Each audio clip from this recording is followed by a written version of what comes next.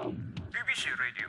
Selamat pagi, berita tersiar langsung dari informasi yang diterima kontributor. Pengeboman Hiroshima 6 Agustus dan Nagasaki 9 Agustus 1945 menyebabkan Jepang menyerah kepada Amerika dan sekutunya.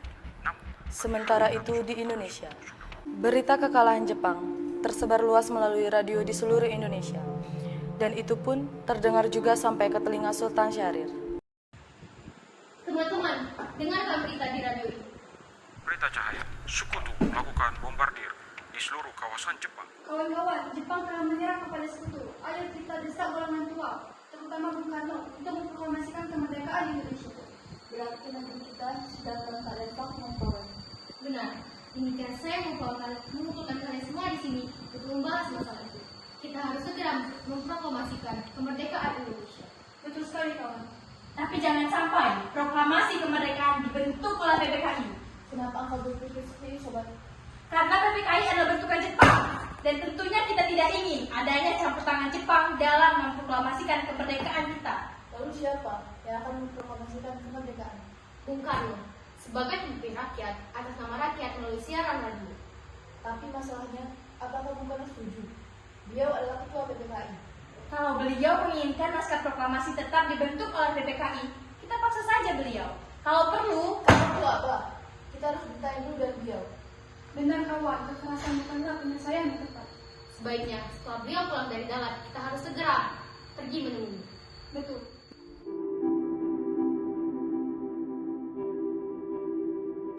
(12 Agustus 1945), Soekarno dan Hatta selaku pimpinan PPKI dan Rajiman Widyodiningrat sebagai mantan ketua BPUPKI diterbangkan ke Dalat 250 km di sebelah timur laut Saigon, Vietnam atas panggilan Marsekal Terauchi. Soekarno, Hatta, dan Rajiman tiba di tanah air pada tanggal 14 Agustus 1945.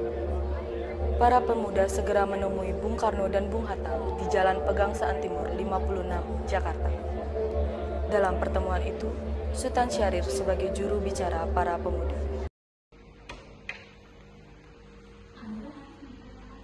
Bung Karno, kita harus segera memproklamasikan kemerdekaan Indonesia karena ini merupakan waktu yang tepat. Pertemuan di darat hanyalah tipu muslihat Jepang. Apa maksud perkataannya? Bisa tolong diperjelas? Berita kekalahan Jepang atas sekutu telah tersebar. Dengan demikian, kita bisa segera memproklamasikan kemerdekaan Indonesia. Apakah berita mengenai kekalahan itu sudah terbukti benar? Ya, saya mendengarnya melalui radio BBC. Kita tidak bisa memproklamasikan kemerdekaan secepat itu. Kita harus membahas ini di sidang PPKI agar semuanya jelas. PPKI merupakan bentukan Jepang, dan kemerdekaan bukanlah hadiah dari Jepang. Saya tetap pada keputusan saya. Bagaimana ini? Para pemuda sudah menuntut kita untuk segera membacakan teks proklamasi. Tapi kita tidak boleh gegabah. Kita harus mempersiapkan semuanya dari matang agar tidak terjadi hal-hal yang kita tidak inginkan. Saya setuju. Menurut saya, saat ini adalah hadapi setiap yang hendak menguasai negeri ini. Selain itu, masalah kemerdekaan kita bisa bahas saat sidang PPKI pada tanggal 18 Agustus nanti. Lalu bagaimana dengan pendapat para golongan muda? Apa kita abaikan saja? Ya, lagi pula mereka masih muda, jika mereka masih terlalu pendek. Jadi, kita seharusnya melihat ke depan, mempersiapkan kemerdekaan secara matang. Setelah hal itu, golongan muda mengadakan rapat di salah satu ruangan lembaga bakteriologi di Jalan Pegangsaan Timur, Jakarta. Rapat dilaksanakan pada tanggal 15 Agustus 1945 pada pukul 8 malam. Pada pukul 10.30 malam waktu Jawa, Soekarno kedatangan kedua wakil dari golongan muda di rumahnya, Jalan Pegangsaan Timur 56, Jakarta. Mereka datang dan menyampaikan keputusan kepada Bung Karno dan Bung Hatta. Assalamualaikum. Bung Karno, Bung Hatta.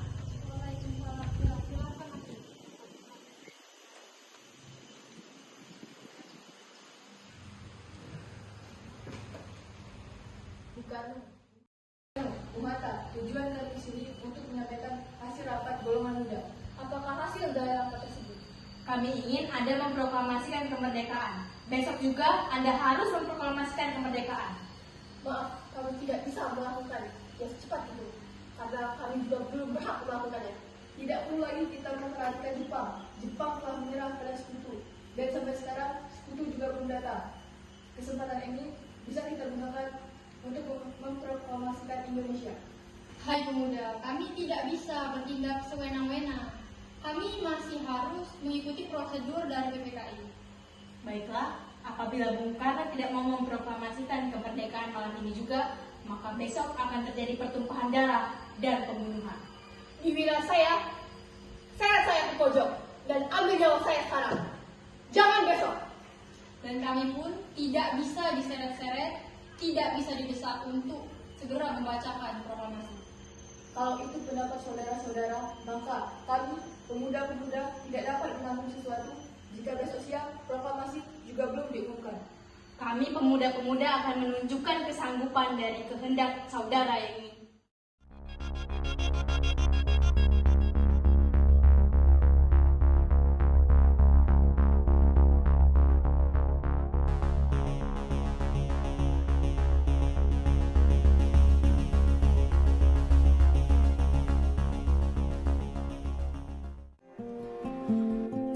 Bung Karno dan Bung Hatta seharian penuh di Rengas Dengklok. Kewibawaan mereka yang besar membuat para pemuda segan melakukan penekanan lebih jauh. Sudanko Singgih kembali ke Jakarta untuk menyampaikan rencana proklamasi. Sementara itu, di Jakarta, para anggota PPKI yang diundang rapat tanggal 16 Agustus memenuhi undangannya dan berkumpul di Gedung Pejambon II. Akan tetapi, Bung Karno dan Bung Hatta tidak ada.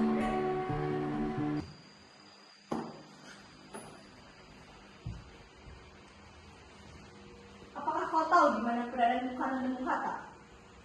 Saya tidak tahu. Katakanlah padaku sekarang di mana mereka. Aku akan menjamin keselamatan mereka saat mereka kembali ke Jakarta, dan aku akan menjamin kemerdekaan untuk kalian pada keesokan harinya.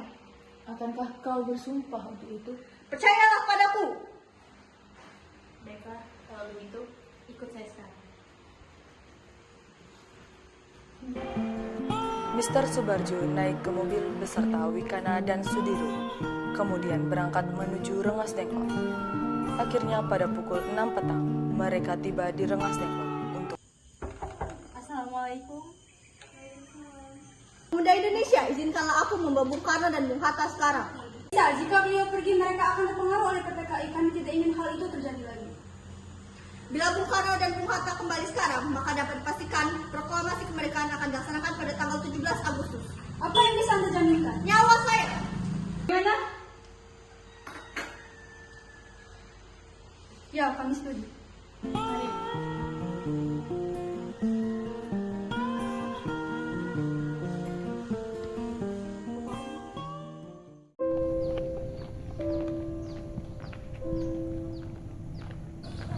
Proklamasi.